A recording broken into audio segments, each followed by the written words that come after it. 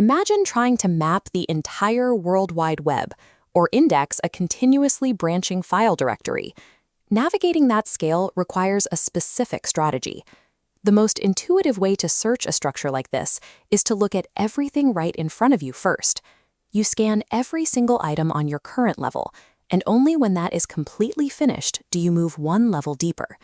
In computer science, this is known as breadth-first search, or BFS. It moves through a network much like a water ripple, expanding outward equally in all directions. To execute this outward ripple, the algorithm uses a data structure called a queue. The queue acts as a holding area, remembering every single unvisited node on the current perimeter, so the system knows exactly where to expand next. Because the algorithm exhausts every possible path at a distance of 4 steps before it attempts a 5th, it mathematically cannot miss the shortest route to a target. But while this layer-by-layer approach is optimal for distance, it creates a fatal vulnerability when applied to massive scale. As a network gets deeper, the number of horizontal connections multiplies rapidly. This exponential explosion in width is governed by a mathematical concept called the branching factor. For every layer you descend, the sheer volume of nodes multiplies by that factor. This chart plots search depth against active memory. Because the queue holds all unvisited perimeter nodes simultaneously, memory needs curve exponentially upwards. Eventually, the queue becomes so wide it exhausts available RAM. The search completely crashes. To survive navigating a network of this scale, we have to abandon the horizontal ripple strategy and adopt a vertical plunge. To prevent system crashes, we trade the queue for a completely different tool and initiate depth-first search. Depth-first search operates on a distinct philosophy.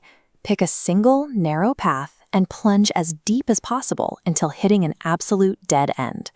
To manage this traversal, DFS relies on a memory structure called a stack. A stack operates on a last-in, first-out rule, meaning the algorithm always prioritizes the most recently discovered path. As the search dives, it drops digital breadcrumbs into the stack, ignoring the rest of the graph. When it hits a dead end, backtracking begins. It pops the last node off the stack, moves up a level, and pivots to an unexplored branch. Compare this lean memory footprint against the previous BFS failure. DFS only requires space proportional to the maximum depth of the graph. By focusing strictly on a single thread at a time, DFS slashes memory requirements from exponential to linear, permanently solving the capacity crisis. Real-world networks like the web are not perfectly clean, downward-flowing trees. They are chaotic structures, filled with circular references and shortcuts. If website A links to website B, and V links right back to A naive depth-first search will endlessly bounce between them forever. This infinite loop will trap the algorithm, hijack the processor, and render the entire scraper useless. We protect the system by introducing a visited set. This acts as the algorithm's immune system, a strict nudger that explicitly marks nodes the exact moment they are processed. By forcing the algorithm to check this ledger before diving into any node, DFS safely ignores circular traps. It transforms from a fragile crawler into a robust search engine. The specific trajectory of a depth-first search reveals the hidden architecture of the entire network.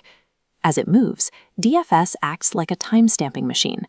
It precisely records the discovery time when it first hits a node and the finishing time when all of its descendant branches are fully explored. Modern compilers and operating systems leverage these DFS timestamps to map dependencies and detect fatal deadlocks before they happen in software.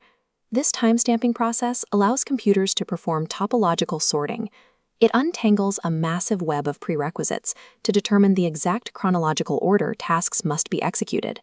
This process transforms a jumble of connections into a strictly ordered hierarchy. When you need an absolute guarantee of finding the shortest path between 2 points in a shallow network, breadth-first search is the required tool. But depth-first search is the ultimate survival algorithm for exploring fast, memory-constrained, and heavily nested unknown territories. Understanding a massive system doesn't require holding the whole thing in your memory at once. You just need the discipline to follow a single thread to its very end.